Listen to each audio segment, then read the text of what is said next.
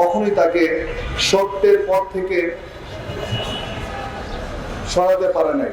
উনি সাংবাদিকতার পাশাপাশি, অনেকে বলেন উনি সাহসী সাংবাদিক, কিন্তু আমার কাছে মনে হয় উনি সাহসী সাংবাদিক না, উনি ছিলেন দুঃসাহসিক সাংবাদিক।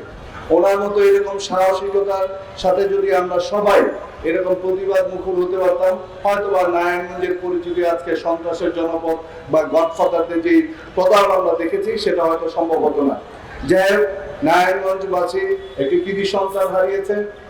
আমরা বিশ্বাস করতে চাই উনি যে স্বপ্ন দেখেছেন, উনি যেটা বৈষম্যহীন একটি রাষ্ট্র ব্যবস্থা, সমাজ ব্যবস্থা দেখতে চেয়েছেন, নারায়ণগঞ্জে যেমন আর কোন রকমের এরকম গডফাদার সন্ত্রাসের অভয়ারণ্য না হয় সেরকম একটি নারায়ণগঞ্জ দেখতে চেয়েছেন।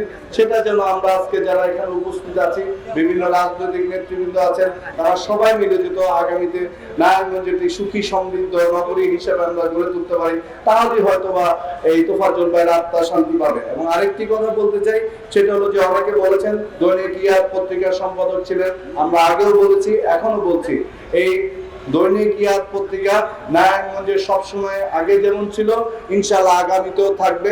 এটা তোফাজ্জল ভাইয়ের স্মরণে নয়, তোফাজ্জল ভাই যে কর্মকাণ্ড করে গেছেন, যে সাহসিকতার দৃষ্টান্ত রেখে গেছেন, সেটাকে চিরম্লান করে রাখার জন্য সব সময় আমরা যত রাজনীতিবিদ যারা আছি সবাই ইয়াদ পত্রিকার সাথে থাকবো, আপনারাও থাকবেন, সে আহ্বান ব্যক্ত করে আল্লাহ যেন তোফাজ্জল ভাইকে বেহেশত নসিব দান করেন সেই দোয়া রেখে বক্তব্য শেষ করলাম। ধন্যবাদ সবাইকে।